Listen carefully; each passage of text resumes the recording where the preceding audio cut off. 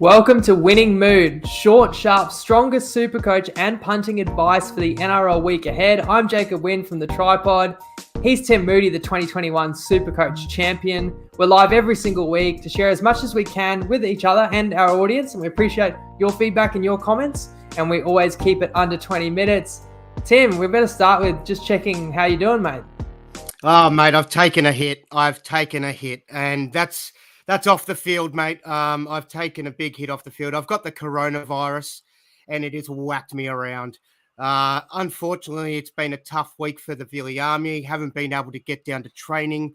The boys, for all I know, are just playing touch footy, having fun, and not running their normal drills. But look, hopefully, a few of the senior players will take leadership of the side. But yeah, look, the corona's not good, mate. I tell you, I've had 100 different symptoms. I'm in day 6 of it, and I still don't feel any better. So, well, you're an absolute warrior for being here, mate. And I'm sure when you put together a squad well and you instill those leadership values, then I'm sure the ship will hold together, just like Melbourne Storm. Even if Bellamy's not there, you'd imagine they'd keep it going. Maybe that's not the best example because that club's actually struggling.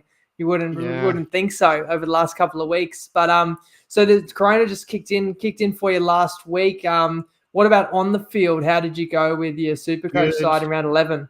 Pretty good. Look, a little bit above par. So I got 1,109. It wasn't a great moving sort of week for anyone. I don't think too many people would have dropped or moved too significantly.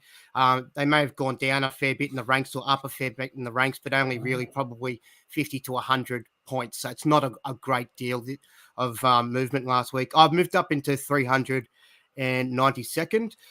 So that's looking good, but I'm a bit nervous about the next month coming up. So I've got about 8 players for the bye currently. I've got Turbo, who's just gone down. Lolo, who's gone down. Looks like just a week, maybe 2 for Lolo. Talakai went down, but looks like he might be right to go. So he's been named, so that's positive. Cobbo obviously went off for me. Garrick and Stags killed it. I got lucky with Heinz, sort of pulling it together in the second half and scoring okay because it was looking pretty glim after the first half. He was only on about 16, but yeah, it was a little bit unfortunate. I kind of saw Suwali as not really much of a play, but didn't really have anyone else to go to, and I saved trades last week, so I just kind of took that hit. Cody Walker was disappointing, though. I was hoping for a bit more from him, and obviously Tom Maloa, who got injured, but yeah, it was a bit of a rough one. But going forward, mate, to be 300 or so, we're talking over 100,000 people. This is like top 0.25%. Pretty unreal. Yeah. So that's pretty cool just for yourself and for me and everyone who follows this show, just to follow your journey. It seems like every single week you're a higher ranking, and we get to pull back the curtain and kind of see behind the scenes and get the inner workings of your mind too. So it's very cool. We appreciate it. I think I was fortunate to have started it off in 60,000th after round 1. That way it was only upwards from there. So, yeah, it has made me feel, I guess, positive week after week being able to climb like that. There was one week I didn't make a jump, which is sad. I would have liked to have saying I've got green arrows every week, but there was one week I didn't. So not perfect sailing the whole way. But yeah, coming up, I'm a bit nervous because, look, I've had a few players go down, particularly Tommy Turbo in a key position. There's no one else really screaming out that's a good enough replacement for him that I really feel that excited about. And just a lot of the guys that are coming up for round 13 buys that we've got to start considering bringing into our side.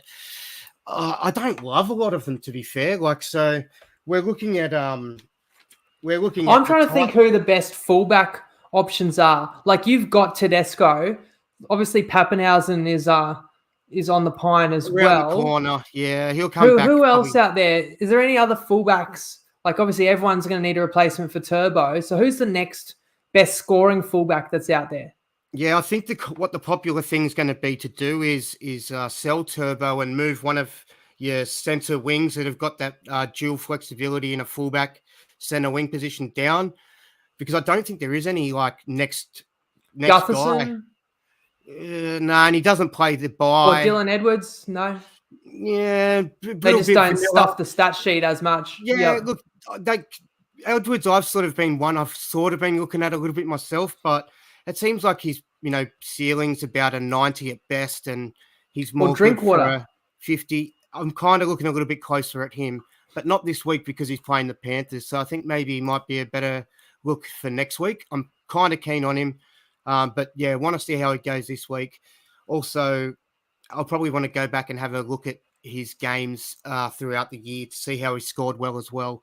A bit closer myself to bring in a big trade like that. But look, the thing with Drinkwater is with Hamaso now playing on the wing for Kyle Felt, who's gone down, that's securing him for at least an 80-minute role. So before he was a bit could come off for the hammer for the last 15 to 20, which was a bit awkward. And I didn't like him as much as a buy then. So, but now I'm thinking maybe it could be a bit more of a go.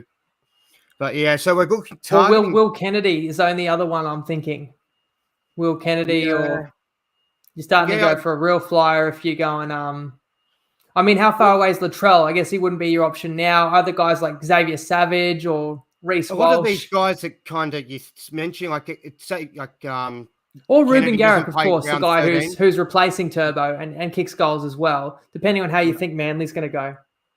Yeah. So there's a lot of options. I mean, people could even start looking at forwards with dual flexibility. There's a lot of I know people that are, looking at bringing in Butcher for someone like Butcher for for Turbo. For Turbo. But, yeah, and it sounds if he gets a starting spot on an edge for the Roosters, and then you shuffle your some people position still keen on eligibility. If he doesn't. Yeah, so right. People are just looking for basic sort of numbers, and people are going to play in round 13 at this point.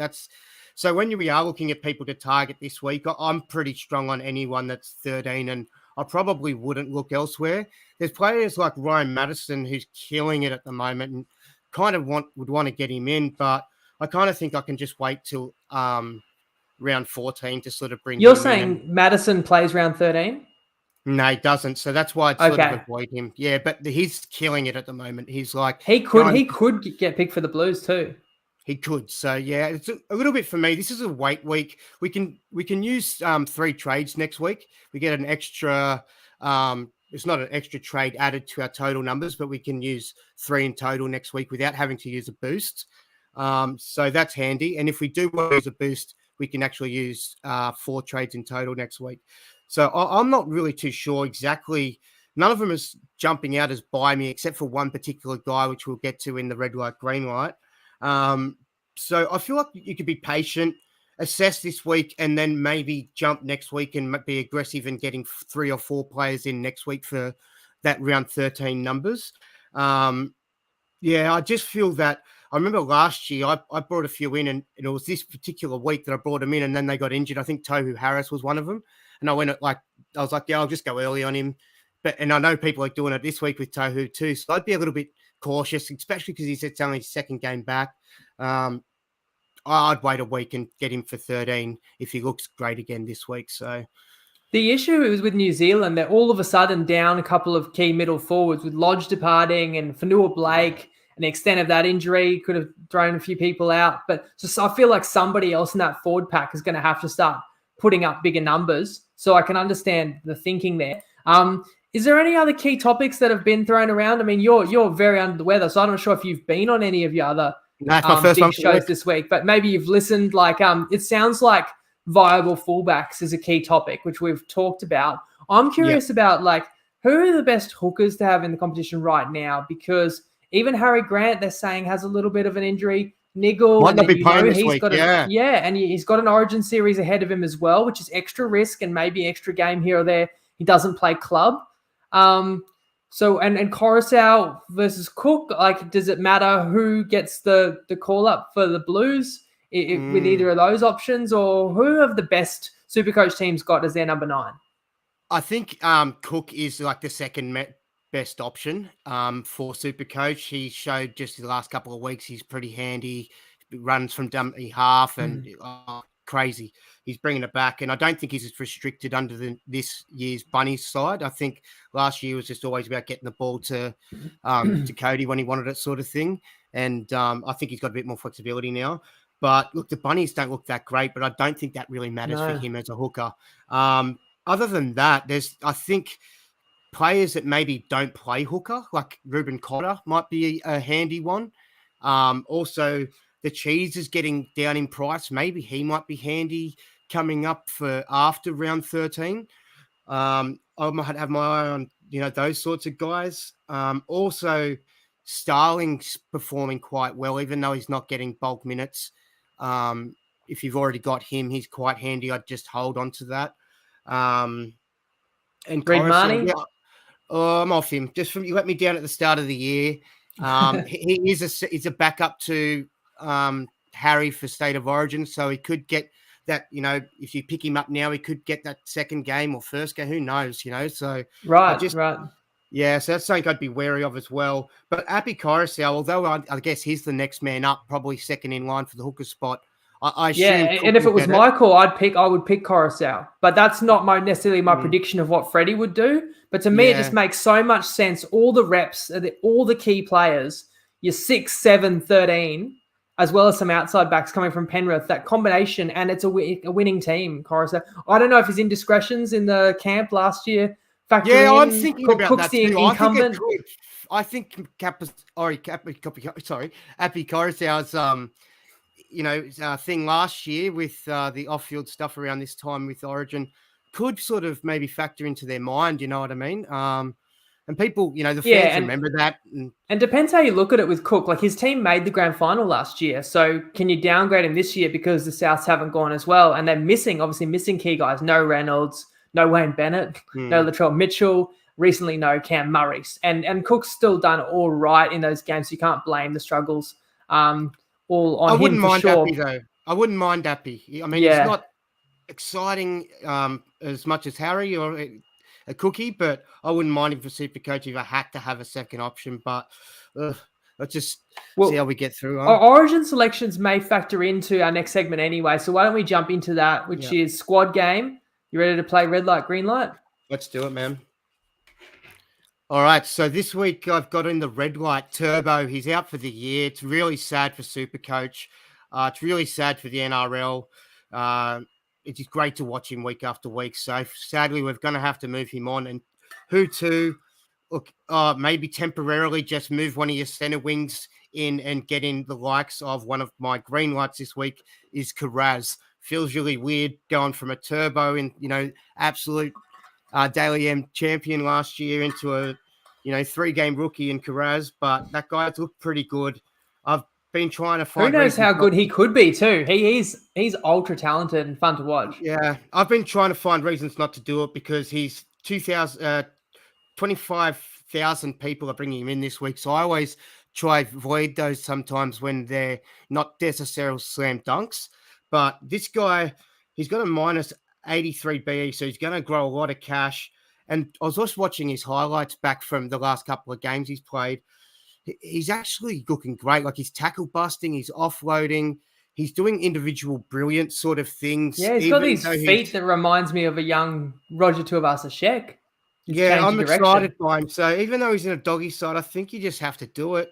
I don't think there's many cons or negatives to it. So he'll play round 13. That's handy. My other red light is Peoples. So if he hasn't been named, he was a keen pickup for last week for people who went early and was going to be a popular buy this week, but hasn't been named. So if you have brought him in for this week, reverse that. If you have brought him last week, I wouldn't be rushing to sell him. Hopefully he'll get named for you, going forward if there's some sort of injuries to the side. It doesn't look great, though, considering he hasn't been named with Cam Murray, even just on the extended bench. So a bit awkward. But a few orange lights. Jason Taumalolo. Looks like it might be only a 1-week thing. So I'm holding and hoping he'll be right for round 13 and probably going to rush to sell him afterwards. But then again, he has lost a fair bit of cash. I bought him for 600K and he's probably going to drop to lower than that by the time, he's like 480 now. He's probably going to drop to like 450 lower than that by the time I go to sell him. So it might make him a hold. I don't know. How do the players' prices work when they're injured? Oh, if they don't play, their price doesn't change. Yeah, nothing happens. Right. Exactly. So So that doesn't hurt us. Talakai is another one for me. Orange Lights, he's been named, so if he's playing, I think he's just a keep. You just play him. He does good enough when he's not killing it, and when he does kill it, he hurts you when you don't have him. So I wouldn't want to not have him in my side. Cody, I'm going to be patient with as well. Cody Walker is an Orange Light. Don't think we sell him. I think he can has the ability to turn it on and probably has to for the Bunnies. And an Orange Light. And 3 winnable games in a row for the Bunnies. As much as they've been struggling, I imagine they'll be favourites the next 3 weeks. Yeah, and another one, Orange Light, is Drinkwater. I'd say just don't go this week, go the week after. He's still got a high BE, so he'd drop a little bit for us, hopefully, and then can also... And that makes sense because they're playing Penrith, and you're saying it's unlikely or less likely that he'd put up a big score in terms of the output of the Cowboys that have put on 30-plus last few weeks. They've been shocking people week after week. There's no way I thought they'd beat Melbourne, even with the weaknesses that they had of like Pappenhausen and Hughes being out, and and Nelson Sullivan. I can never say his name. Nas. So yeah, that's that. So I just can't believe how well they're going. If they, but I would be shocked if they did anything this week, and it is a shame Tamalolo's out. Yeah, if that happens, I'll probably have to go buy a Cowboys jersey and get ready to get on the bandwagon come the final. So if the Panthers don't kick on, they have surprises before. Speaking of jerseys, you're going to be getting one of these next week. I just couldn't send it out because I'm crook. It's official Billy Army jerseys. We got the Top Fort logo there on the back. I can't really keep the sponsor happy. Wow, that's cool. I was admiring your nifty jersey. I couldn't quite tell. Yeah, that's what's Billy going on Army. there. So that's my normal logo. Oh, I can't do the back, the front. That's my normal logo. We've got the KFC. Oh, KFC sponsorship. You beauty. Yeah, it's all fun. So very impressive, I'll mate. One of those, man, and we can get them on the show together. I'll wear it with pride. Now, anything else for red light, green light? Otherwise, we've got to share our 2 out of 3 and some punting tips. Look, nothing else for the red light, green light. Let's get on to the punting tips. Okay, so comment if you want to win a jersey as well of your choice. I don't know if we can get you a Billy Army one, but we can get you an NRL one. Plenty of people have one, and that will be commenting the last try scorer in Raiders Eels, which is a Sunday afternoon game, and the minute you think they'll score. And here's our 2 out of 3 ain't bad. Timmy, you just picked one of these. I overruled a couple of your picks because they went head-to-head with our own bets. So I'll explain, but you liked Katoni Staggs again. Yeah, he's a guilty pleasure of mine. He's been on fire. I think he's going to really want to cement himself for an Origin spot. I think that he's been setting up Cobbo and doing really well with helping him play well. I think it's time for him to cross. Also, I like your picks, and I'm glad you've hedged in here, man, because I struggled last week on my 2. You nailed it, and I let us down. So sorry to everyone that did get on.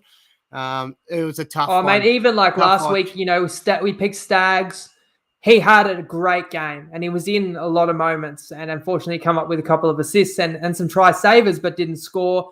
So I've just gone 2 wingers there, nothing too crazy. I do think Penrith will be a different animal altogether that the Cowboys haven't faced yet, and they are not full strength. And To'o, another guy, wants to cement an Origin jersey. And then Wonga Blake in his return for the Eels, who we have also tipped to go well on Sunday afternoon against a resurgent Raiders side. So that's a couple of sides I expect to do well. Obviously, everyone's expecting Penrith to win, or most people are, but I think they're going to win very well, which is a shame because it could have been a mouthwatering clash. But I think your boys are just red hot, unchanged. Then as zoom to the end of the round, as I mentioned, Parramatta, we've got them covering the line. On Saturday, a couple of slight upsets I like. We've tipped Knights to actually upset New Zealand. It's just got the far superior forward pack there with the guys that are out for the Warriors. And then the Roosters, I think, are the real deal. I think they get the upset at Shark Park. That would only be a slight upset. We've seen what the Roosters are capable of when they rolled Parramatta. Last week was a much tougher assignment. And we're even going the Bulldogs with a start in the first half against the Dragons. I think as much turmoil as they've been through, they can turn it around playing at Belmore. And Timmy, You got 15 seconds to close out the show. All right. Thanks for bearing with me while I've been crook on the old COVID. It's been tough. I'm sweating it up hard. if you are having a punt, guys, do it with top sport, but do it responsibly, and we hope we have put you in a winning mood. Good luck. Thanks for being